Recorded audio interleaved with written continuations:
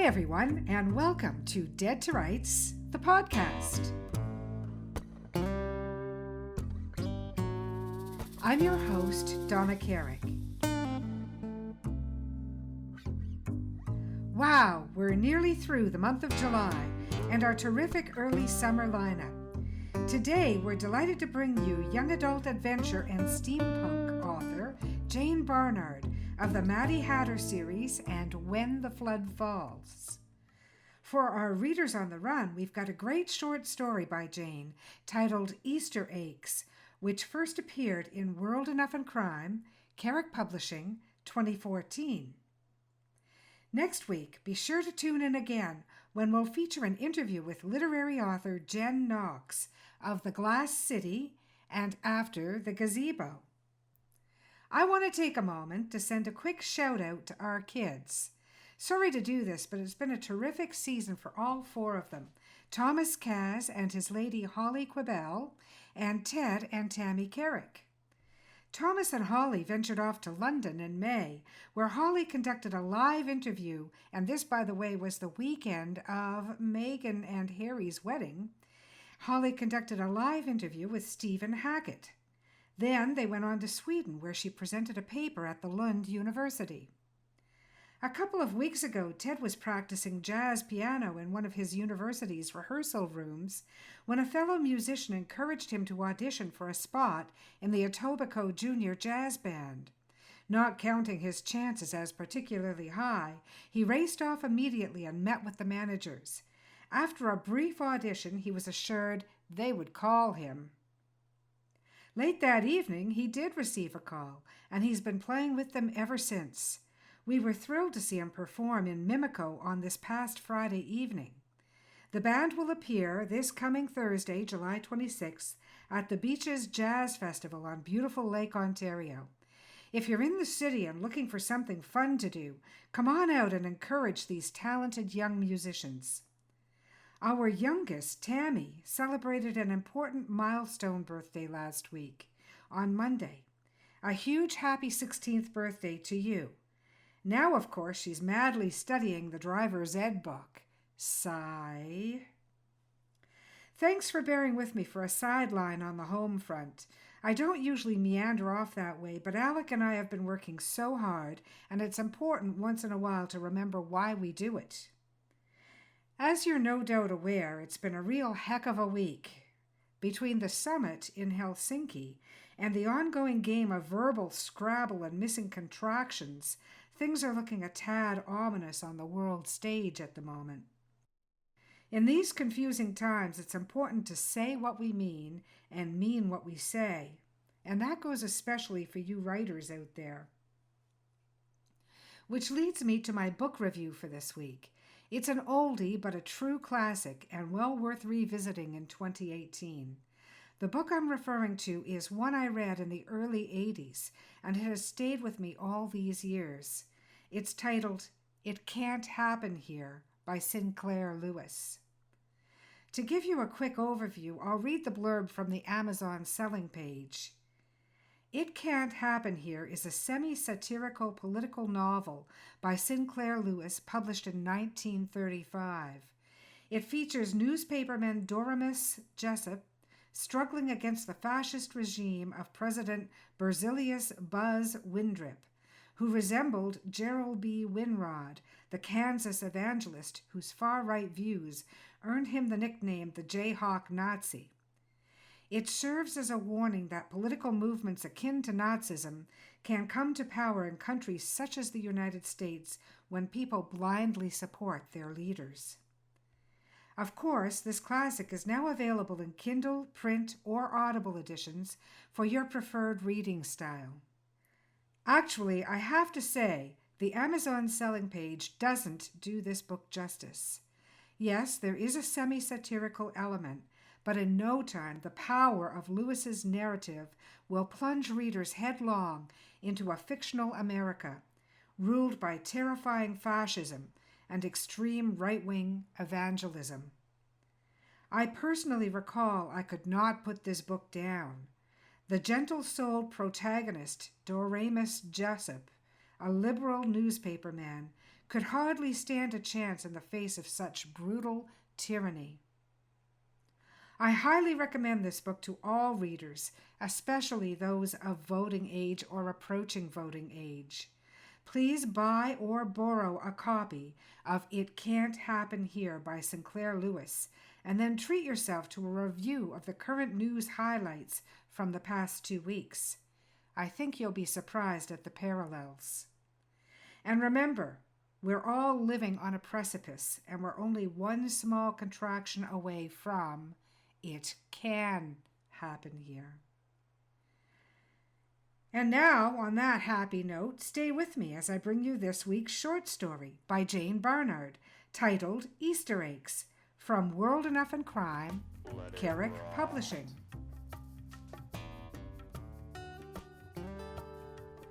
Editor's note.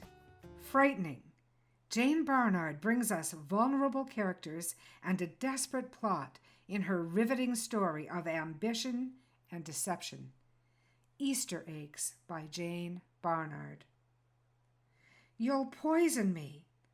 It was Artie Rusnak's usual complaint. He wasn't the only poison-obsessed Kimberley Acres resident. Half the sweet old ladies in this seniors' home were convinced the other half would kill them for their lunch seat next to the Acres' most eligible widower, whoever they thought that was. "Not today, Mr. Rusnak," said Darlene. "But if you don't want it—" He snatched the chocolate egg as she trundled the cart toward the reception desk to ask me, "You want tea?" "Leave the pot," I said, shoving aside stacks of candy confiscated from the residents. Didn't relatives realize that all these sweets played fast and loose with elderly digestive systems? "My throat is killing me," I said. "I hope you're not getting that flu." Darlene peered past me to view her reflection in the office window, fluffing up her straw blonde hair. "Shelby Todd's coming in tonight, but she looks like death. Or it might be her screaming fight with Remy in the parking lot. Over his new truck, I bet." She caught my look. "I wasn't spying. I saw them through the window of Père Bono's room." Right. While she was in there smoking, I thought. The comatose old priest couldn't squeal on her, but her clothes reeked, and his room would too. She offloaded the tea urn, pocketed a chocolate bunny, and trundled away just as Shelby appeared. The senior nurse kicked off her soggy snow boots in the front entrance, flung her jacket at the office coat rack, and dropped into a chair. As she bent to put on her nursing shoes, gray roots were visible on the top of her head, creating a skunk stripe. How to look all of your 50-whatever years. "Excuse me." I looked up, square into the eyes of the handsomest man to walk through these doors since, well, ever. I did a quick shoulder check for Darlene. Kappas Casing's dating pool for over 30s is barely ankle deep. She wades in amongst the bottom feeders on occasion, but I don't. Thus, I haven't dated in a couple of years. I wasn't about to let her blow my chance of reeling in a handsome stranger. I offered my warmest smile, but to no avail. All Handsome wanted was to talk to Artie Rusnak and others of that era. He showed a letter from our head office authorizing him to hang around, asking local history questions, so long as he didn't disturb the residents. I was only staff, but when he smiled at me, I was so disturbed I almost drooled on my purple scrubs. "First, you sign in and hand sanitize." I pointed out the Sani stand and the pen, watched as he first printed, then scrawled, "Richard Delaney," in the appropriate boxes. "Artie's having his tea," I said. "Would you like a cup?" When Richard sat down, Artie told him, "They poisoned my old friend Gil for his money. I know. I used to be with the OPP. Richard, unfazed, said, "You know about every crime that happened on your watch." I left them to it and started collecting teacups at the far end of the corridor. By the time I had worked my way back, Artie was happily and almost accurately recounting the case of the body in the bush. Richard prompted, "And it had been there all those years?" Artie nodded. "Since 1977. Those Andrew boys, they didn't tell a soul, because their double still setup was near the body. Well, that and Robert's long-haired wife. Her folks were Air Force, soon moved on, but she stayed. She went with Davy Andrews before Robert came home for the summer from university. Some said after that, too, but I never believed those rumors. Spiteful women's gossip. And Helene, Robert's mom, was the worst, always with the knife edge on her tongue. Who'd blame a girl for running off rather than share a roof with Helene? We all thought Robert had gone after his wife, turned his back on his family, until the body was found." He paused, looking sad, then returned to his theme of the day. "They poisoned Gil, you know." "I'm afraid that's all you'll get from him this time around, Mr. Delaney," I said. "Artie, are you ready for Family Feud?" I helped him to his walker, and he clomped toward the TV lounge. As we strolled the other way, Richard said, "He talked about the Godet family like they were the Kennedy clan." Gilbert Godet was a Joe Kennedy figure 50 years ago, except he had 5 daughters and only 1 son. Gil made a fortune in lumber, but he lived out his last years here in Kimberley Acres like anyone else. He and Artie were as thick as thieves until last fall's epidemic, norovirus and a respiratory. We lost 3 residents, and some of the others never fully recovered, Artie being one. "He seemed lucid to me, mostly." "He spins a good yarn, but he garbles bits of them together now. If you want to hear the originals, I taped them when he first moved in." "Ha! Something Darlene couldn't cap with her bigger, better, tighter, or brighter assets." Richard glowed like he'd seen the Grail. "I'm sure you wouldn't lend them, but could I copy some? Or listen to them at least?" "They really are tapes," I said. "Unless you have an old cassette player handy, you'll have to use mine." I capped it off by offering him candy eggs. He capped that off by offering to buy me lunch tomorrow in the staff cafeteria if I'd bring my tape player and Artie's tapes. He'd be working out of the staff conference room and could listen there. Later, as I spoon-fed mashed potatoes, wiped chins, and coaxed Artie to eat his peas, I privately gloated. A date! Having that to anticipate almost made up for Shelby spending the dark hours in Père Bono's dim room, her forehead resting on his bed. Whether she was snoozing, praying, or sobbing over her wastrel husband, the spoiled only son of the oldest Godet daughter, she wasn't needed on the floor for a change, so I left her to it. The next day, toting a bag of Artie-era tapes and my battered portable cassette player, gussied up in my new good street clothes, because who wants to do a first date in hospital scrubs, I arrived early at the conference room. Richard was huddled over a laptop, and I took a moment to appreciate his dark curls and strong, clean-shaven jaw.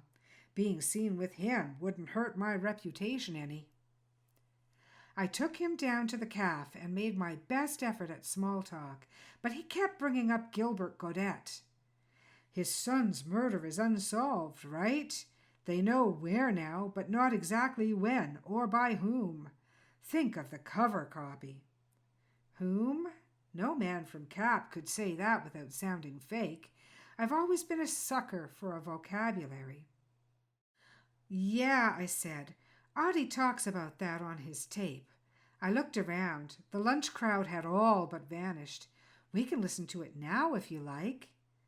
While Richard refilled our mugs, I fast-forwarded through the third-hand description of bitter arguments between Helene, Robert's mother, and Joanne, his young wife, that led to Joanne hopping the next bus south, with Robert presumably following her a couple of weeks later.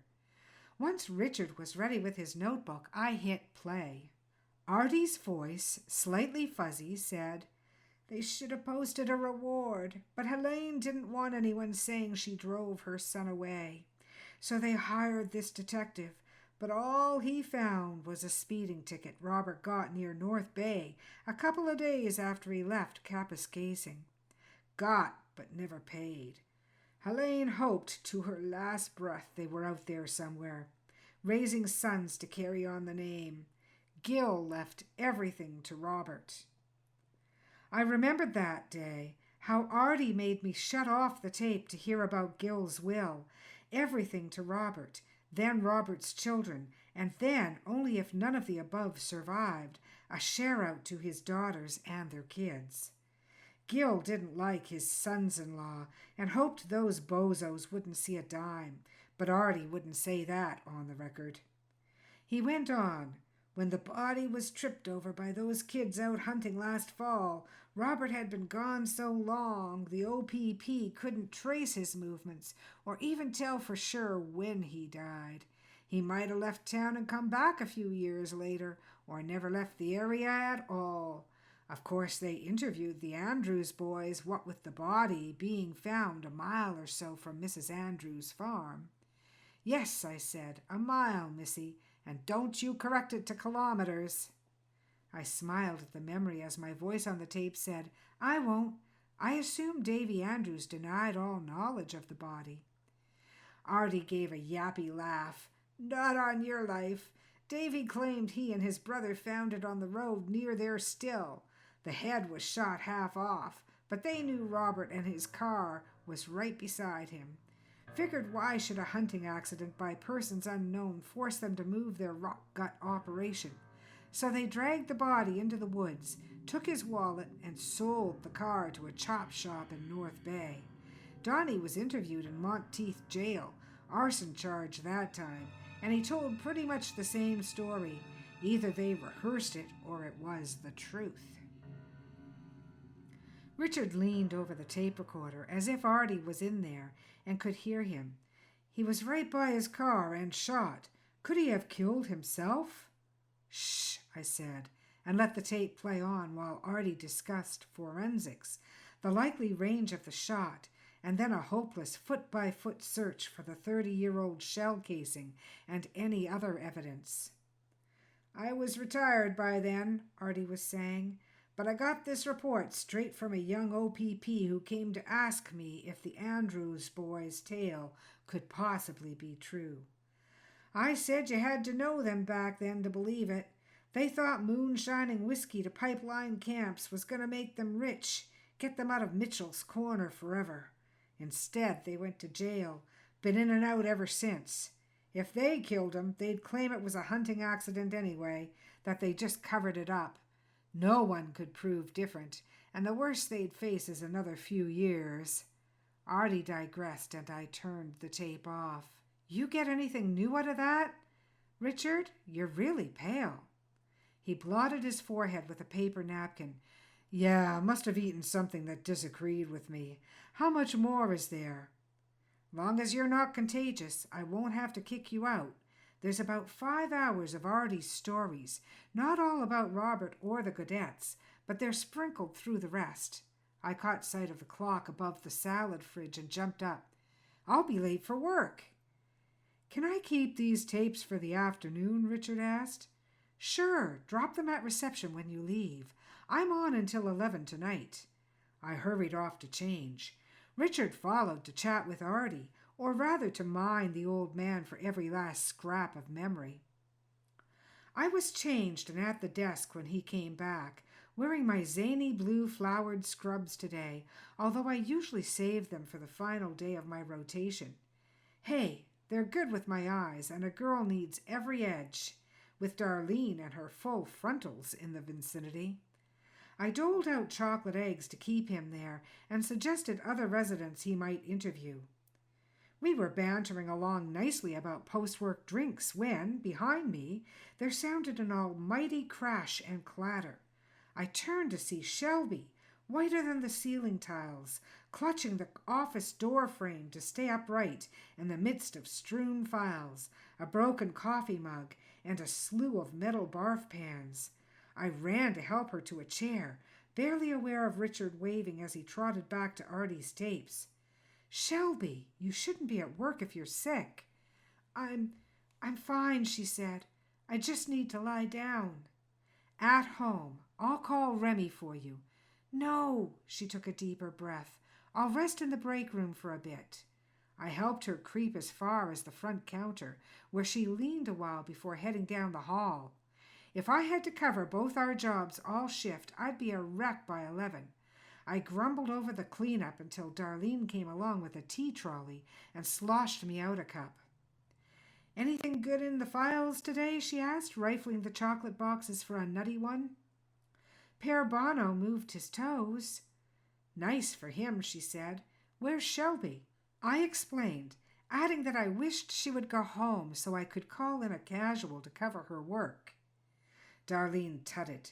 "And catch Remy with some woman? Who'd risk that?" "You're kidding," I said. "What rock do you live under, hun? Since the kids moved out, he's always trying to get women home with him when she's working evenings or nights. Even me, his own daughter's best friend. Slime bucket." "Why would anyone go home with that creepy old fart?" "Because he's Gil Gaudet's grandson and going to be rich soon." She closed one chocolate box and opened another. "Can't come too soon for Shelby, I'll bet. She'll divorce his ass the day after and the inheritance is settled. Only way to get out without taking half his debts. That new Ford F-150 he's driving? Bought in Timmins. Nobody here will sell to him on credit. His big new Bayliner boat that he keeps out at Moonbeam Marina? About to get repossessed. They're way behind on their mortgage, too. Gil finally died, so they're safer for now. No banker in town wants to piss off Cap's next millionaires." "Old Gil would be turning in his grave," I said. "Yeah, all the class went out of that family a generation back when Robert Gaudet ran off after some low-rent base brat, or died, or whatever. That's what's holding up the inheritance. The lawyers have to make sure Robert didn't have kids before they can split up the pile, and nobody knows his wife's maiden name anymore. Pere Bono married him, I think, same year as Shelby and Remy, but he can't tell anybody anything now, poor old coot. Just lying there drooling year after year. My time comes, I don't want to go slow like him." A yell and a clatter came from the TV lounge. Darlene scuttled away before she could be sent to help. I went along to the lounge to restore order, feeling sorry for Shelby. A high school star, provincial biathlon champion at 16, and look at her now. It was the typical small-town story. Got pregnant by her first boyfriend, married too young, stayed too long for her children's sake, and was working herself to death while he played around. She needed the break the inheritance offered. If the only delay was finding Robert's wife's maiden name, Pere Bono's tape might have it. I'd just have to drop by the conference room on my break and ask Richard if I'd brought that one along.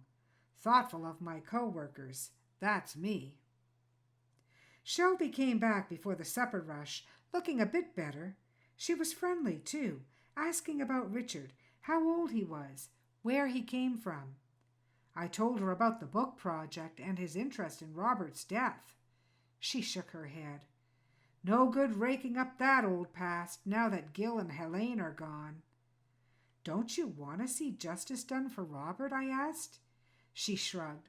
"I'd rather see that money so I can pay off my kids' student loans, get them off to a good start in life."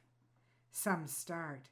They were my age, give or take, and had been out of college for years. If they weren't started by now, they were as lazy as their old man. I said, "Well, I'm going to listen to my Pere Bono tape for Joanne's maiden name. Maybe that will speed things up." She smiled. "An excuse to visit your new friend? You can go right now. Take him some tea while you're at it. But hurry back. Supper's up in 10 minutes.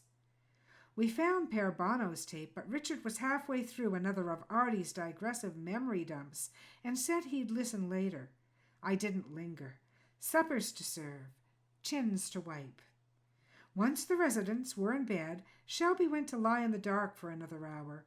Richard hung around the desk for most of that time, chatting and sampling Easter candy, lightly flirting until I was pretty sure he was angling for that post-work drink to be at my place. He even stacked chairs in the TV room while Shelby and I did our last rounds. A basic, nice guy. When the night nurse clocked in, I didn't bother changing back to street clothes.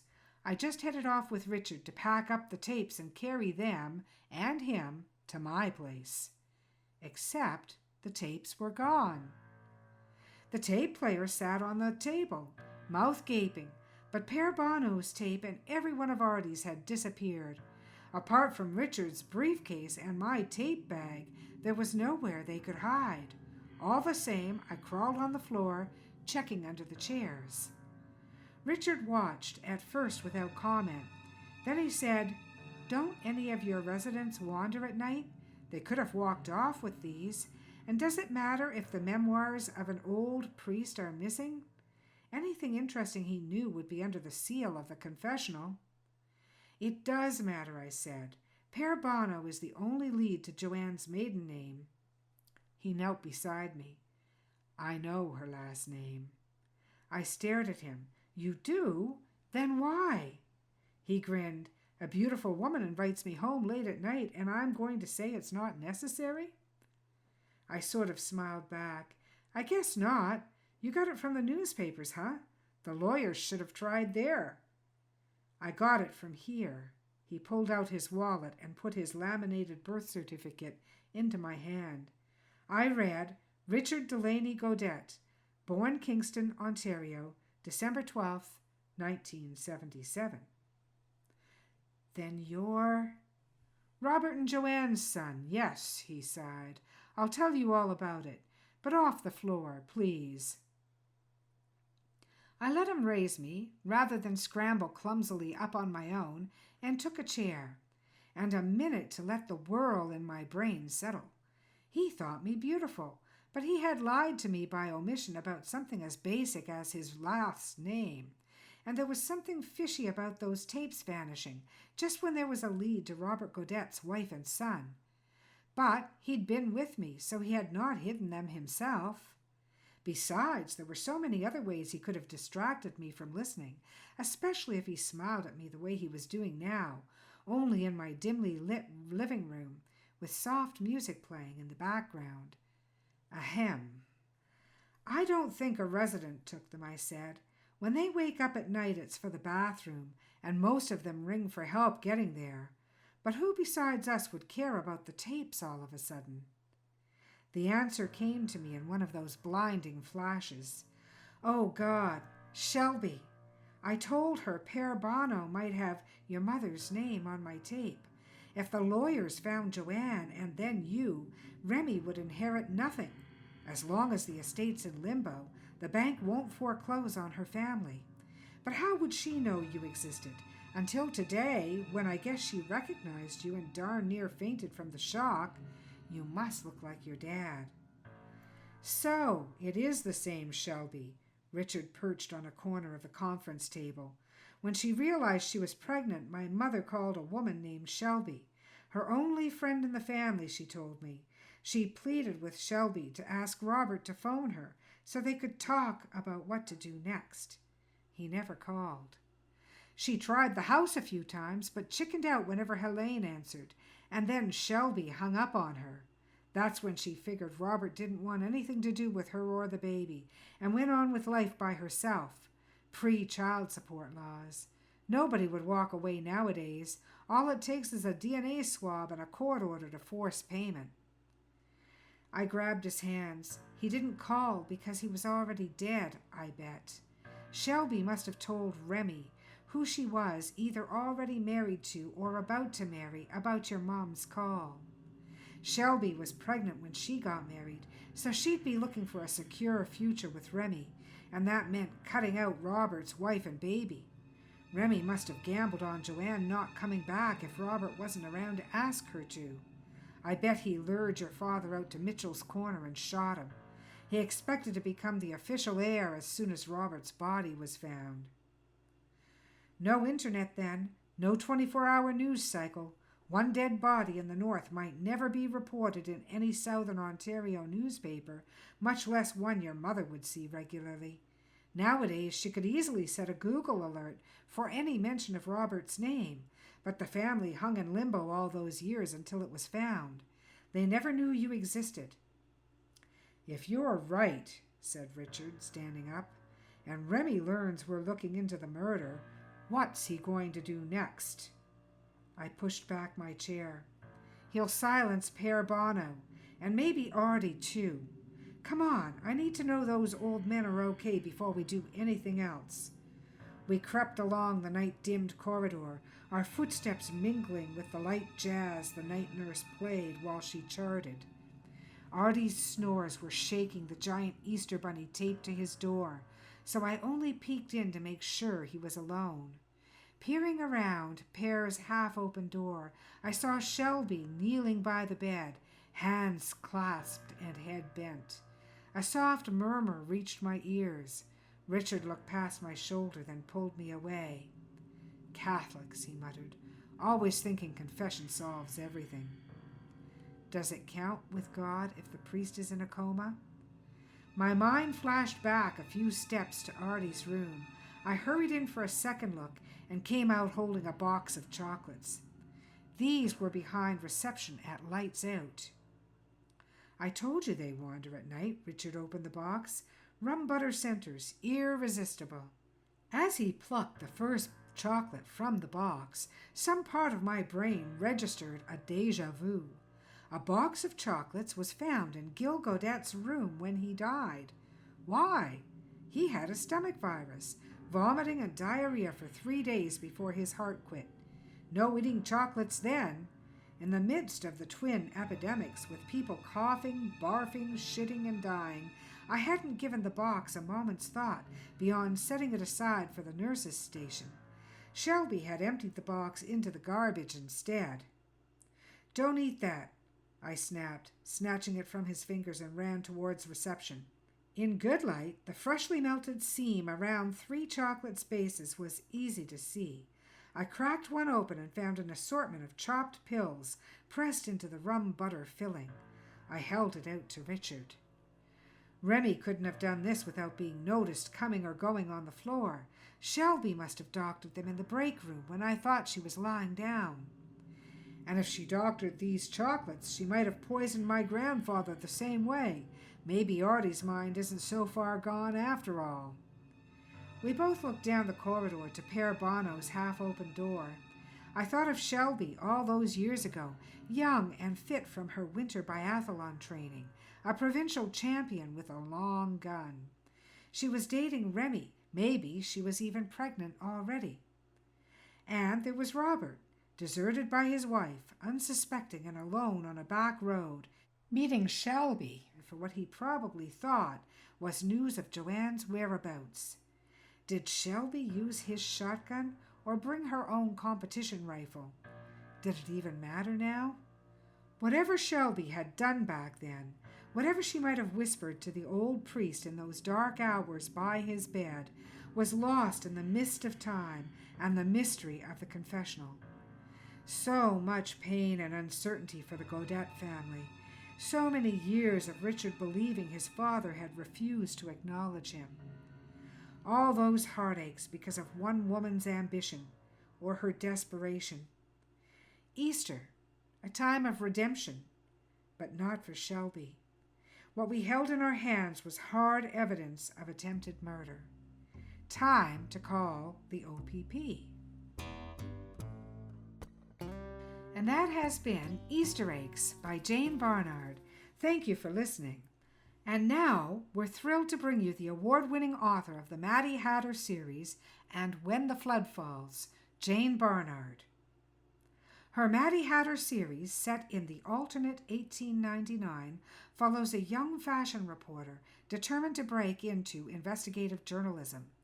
She's a pre-Aurora finalist, a BPAA finalist, and winner of the E Festival of Words Children's Fiction Award for Maddy Hatter. Her first contemporary crime novel, When the Flood Falls, won the Dundurn Unhanged Author in 2016. Flood follows traumatized ex-Mountie, Lacey McRae, as she tries to rebuild her life and save her best friend in the foothills of Alberta. It's available at Amazon since July 2018, so it's just out now. Please go and have a look and find this great book. Hello, Jayne speaking. Good morning, Jayne, and welcome to Dead to Rights. How are you today? Very well, thank you. Good. It's a beautiful sunny day in Calgary. Oh, it is. How is the weather out your way today? Cooler than yesterday. Yesterday we hit a high of 33 degrees, baking sunlight, but today it's back to normal. I know what the prairies are like. Now, are you located in the foothills or are you more in the prairie area? We're in the prairie area. The foothills officially start about 30 kilometers to the west of us. Okay. I lived in Saskatchewan for 5 years, so I know what baking sunlight is like, believe me. It can be pretty unpleasant. It's much cooler here today, too. We've had stinking heat, you can just imagine, because I know you've been to Toronto quite often. And it's just been stinking hot, really bad. Sorry for the description, but really bad. So, Jayne, I wanted to speak with you because you're an award-winning author and you write a young adult adventure series called, I believe it's called the Maddy Hatter series. And you also have a crime novel, When the Flood Falls, which I think was won the Unhanged Author Ellis Award, didn't it? Yes, it did in 2016. Okay, so tell me first of all about When the Flood Falls. Well, When the Flood Falls follows a burnt-out ex-RCMP corporal who has fled from the lower mainland of BC and an abusive marriage up to the foothills of Alberta to try and get her head sorted out. And what she finds when she arrives is that the old university roommate she's staying with has problems of her own. Someone is prowling around the isolated wilderness estate in the middle of the night, leaving no trace, just being heard in the dark. And what Lacey finds almost immediately is that without any evidence at all, it's possible that Dee has imagined the whole thing. Mm-hmm. That's really creepy. Yes. And all the while, the snow melt is coming down and the rains are building up over the Rockies. And I don't know if you saw any of the coverage of the 2013 floods out in the foothills. Yes. When Calgary was underwater for 10 days, downtown Calgary where all the money is. Mm-hmm. And all of the foothills towns suffered tremendously. In Bragg Creek, the Elbow River, just downstream of the Elbow Falls, that the series are named after, is usually a narrow blue strip of water in a wide rocky bed. Mm-hmm. In 2013, it was a half a kilometer wide. Brown, churning water filled with trees, moving boulders. It changed the landscape and it went right through downtown Bragg Creek. Mm-hmm. So now, every June, there's an undercurrent of tension in Bragg Creek and its environs, waiting to see if that perfect storm of snowmelt and rainfall is going to happen again. Almost like a weather post-traumatic stress disorder. Yeah. Mm-hmm. A meteorological disorder. But no, I know it was really devastating when it happened. I remember, and of course, by the time it reaches places like Calgary, there's not much to stop it, is there? No, there isn't. And so when Lacey moves from the lower mainland, she walks right into this undercurrent of region-wide tension, and then finds it becomes very particularized, so it could be contributing to her friend's delusion, if it's a delusion. Mm-hmm. Mm-hmm. Okay, well, that's pretty intriguing. Now, has that book, it's available, it says here, July 2018. So, really, right now, it's going to be available, isn't it? It's on pre-order until the 14th officially, Okay. but it has been showing up on store shelves already. Okay, excellent. Well, we're airing on July 22nd, so it will be available. It's called When the Flood Falls by Jayne Barnard, and it is published by, is it published by Dunder? It is. Okay, excellent. Ex-Mountie Lacey McCrae tries to rebuild her life and save her best friend in the foothills of Alberta. So if you're interested at all in this beautiful country, and I'm always pushing readers from anywhere in the world to learn more about Canada, I think you're going to enjoy When the Flood Falls. But you've got a history of writing something just a little bit funkier than that, don't you? And I'm thinking of the Maddy Hatter series, which really looks like a lot of fun. Can you tell us a little bit about that series? Yes, we're up to 3 books in that series. It is lightly steampunked fantasy adventure for girls aged 10 to 100. Well, that would cover me. I'm somewhere between 10 and 100. I think I write in part for my 10-year-old self. Just judging by the covers, I think that's probably true. You've got titles like Maddy Hatter and the Deadly Dimond, Maddy Hatter and the Timely Taffeta. Am I saying that correctly? Taffeta, yes, the fabric. All right, excellent, excellent. Tell us a little bit about Maddy. Well, Maddy is a 20-year-old steam lord's daughter, and a steam lord is a fictional peer of England. In Maddy's world, steam energy rose rapidly in the 1800s. Instead of gradually switching over to gasoline engines, steam technology went everywhere, and Maddy's father, or grandfather, developed a particular kind of steam technology that was very useful and was granted a peerage by Queen Victoria. So Maddy comes from a very wealthy kind of combination industrial and old nobility family. And their whole goal with having a daughter was to get her married off to, advantageously, as, the peerage tends to do. Well, Maddy rebelled against that, ran away from her own debutante's ball, stowed away on an experimental Navy airship, and made her own way in the world. She sounds like my kind of girl. I forgot to add the third title, Maddy Hatter and the Gilded Gauge. You've got a bit of a fabric-y kind of theme in there, too, which the crafter in me likes. Well, Gilded Gauge is kind of a send-up of the Edith Wharton books that were set in Gilded Age New York City.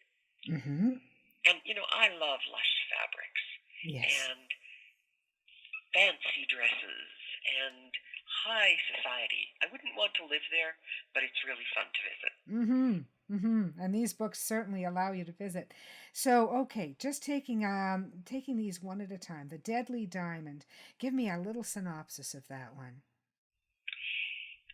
In The Deadly Dimond, Maddy is in Cairo writing fashion columns on the English expats who winter there when she turns out to be the last reporter to interview an eccentric explorer named Baron Bodman, who is going into the Nubian desert with his airship on a quest for a legendary diamond. And he doesn't come back. Okay. So Maddy must solve what happened to him. Yes. And the story actually opens when his airship turns up deserted. Not in Egypt, but in England. So many, many thousands of flight miles away from where it started. And nobody knows what happened. So Maddy chases off to first England and then America, following the trail of what happened to the Baron. And where is the diamond now? Okay. These are set in It says here, set in an alternate 1899, and she's a young fashion reporter who's determined to break into investigative journalism. What great fun that is. What inspired you, for Pete's sake, to write a series like this? Because it's quite different. Well, as it turns out, my husband is one of the earliest public steampunks in Alberta. Mm-hmm. And he was being much photographed in his beautiful top hat and goggles for things like Beakerhead, which is an arts and sciences combination festival here every September. Mm-hmm. And all of the people around him were dressed in fabulous clothing. And what is your husband's name, Jayne? My husband is Kevin Jepson. Mm-hmm. And I got drawn in, partly because I love playing dress-up too, and partly because I saw the potential for an online role-playing game. Mm-hmm. And so I organized and ran an online role-playing game in a steampunk universe that I created. What fun! And when we had to stop playing the game because time zone conflicts and so on with the people around the world got too much for me, I couldn't leave that world behind. Mm-hmm. And that's how Maddy was born. Wow. And she is just so much fun to write. You've also been featured in a number of anthologies, including Carrick Publishing's own World Enough in Crime. And today's episode will have already played Easter Eggs, which was your story in that. You were also in The Whole Shebang 3, which was the Sisters in Crime anthology. And can you tell us what else you were featured in? Because I know you were in a few. Well, I've been in several, but the one that's coming out this summer is a really fun one too, Donna, that you might appreciate. It is a hard-boiled female detective investigating a murder on a space station. Mm-hmm. And she has to go outside and pull the body away from the outside of the space station, and then finds out that it's not an escaped war slave, but a very high-up courtesan. And what's that? What is that called? And that story is called Painted Jade, and it's coming out in the anthology The Dame Was Trouble from Coffin Hop Press. I've heard of that. And when does that get released again? I believe that's releasing August the 10th this summer. Okay, so folks, watch for that. The Dame Was Trouble. I've heard of that one. I would have loved to have submitted to that. It sounds like it's just going to be a great anthology. And Jayne's got a story in that. And the title of the story again, Jayne? The story is called Painted Jade. Painted Jade. Wonderful. That's great. Now, what's next? Well, what's next is, honestly, 2 more books this year.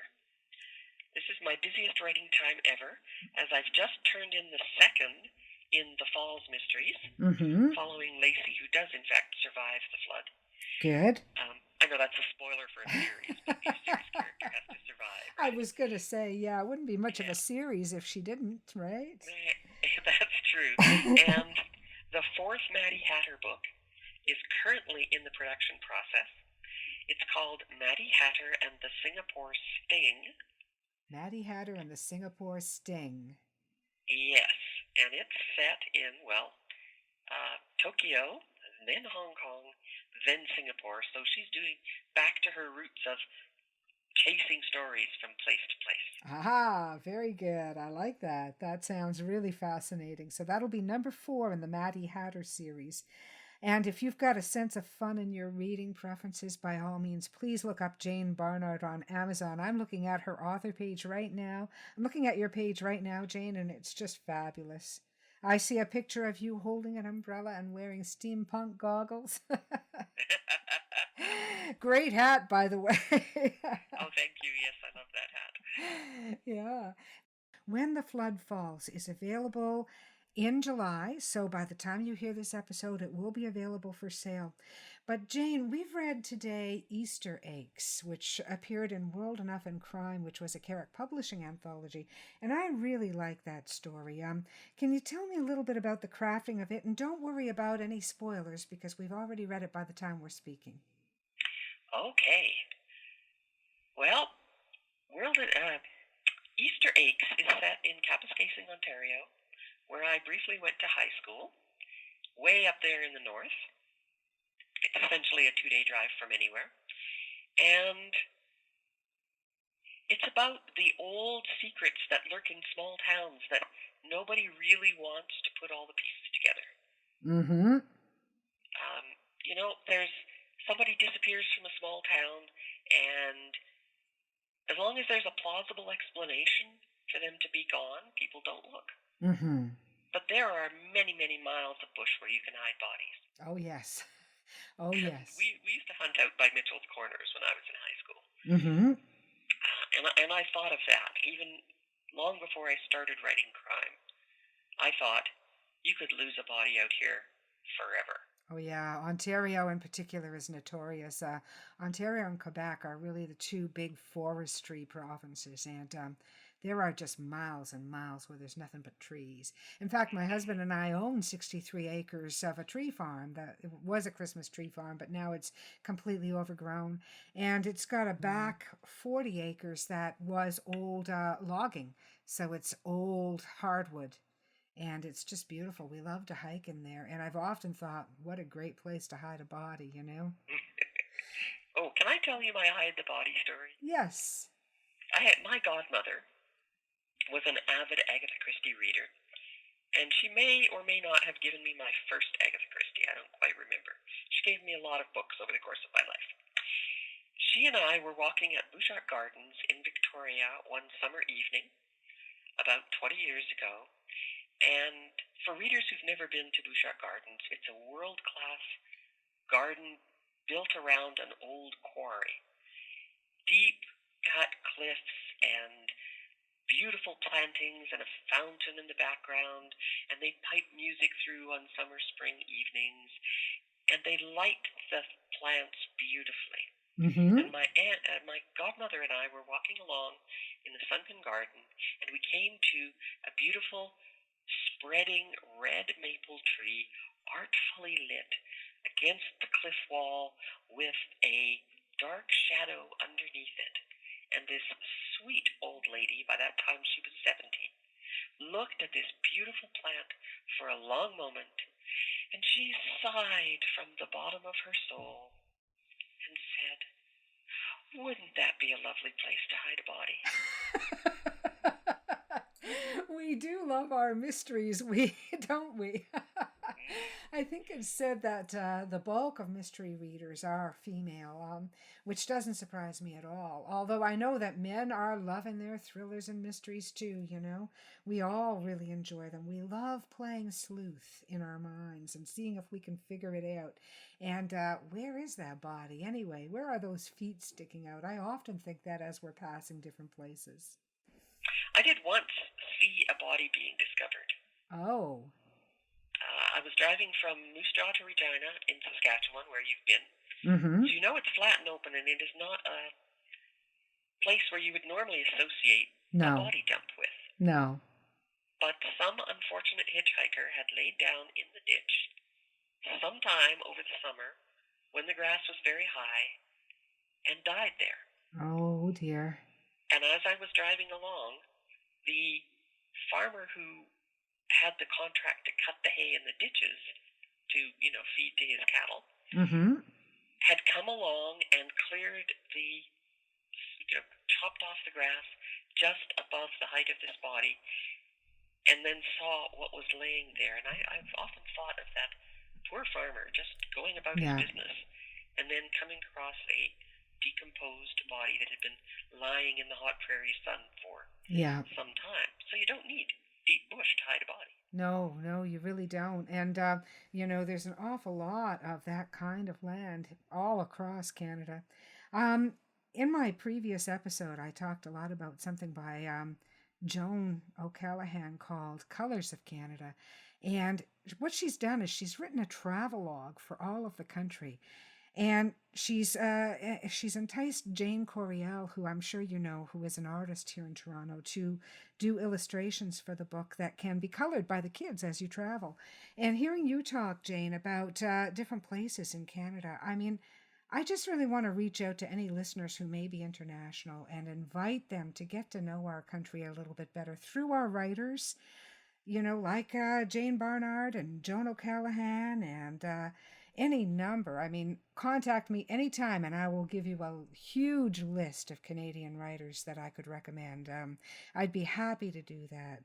And Jayne, definitely you are now on my to be read list, and I thank you very much for talking with us about Maddy Hatter and about When the Flood Falls, which is available now. It's been a real pleasure having you on, and it's clear that you love talking about your work and about writing in general. Well, thank you so much for inviting me, Donna.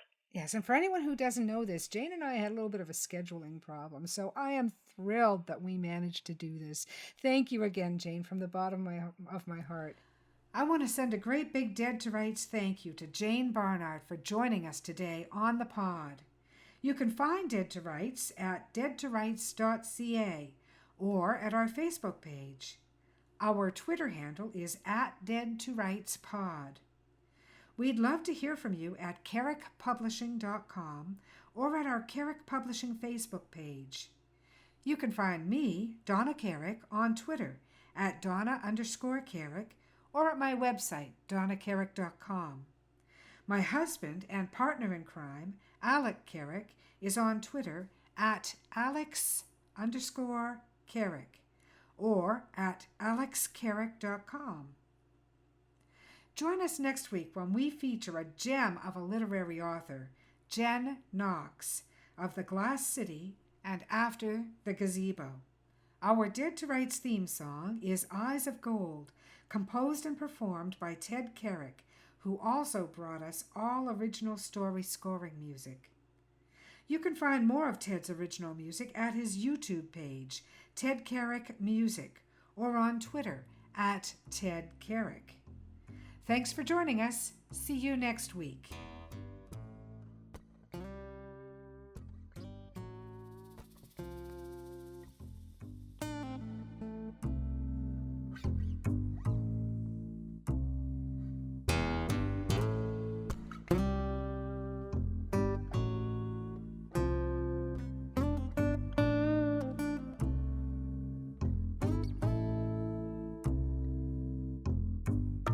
A dusty road, a man alone.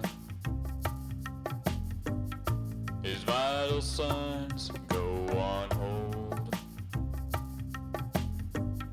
And I don't know what you've been told,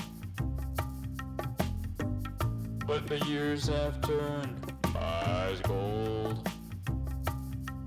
And I told you what you told me, we'd never be in the same boat for free. Yet it rides, let it rock.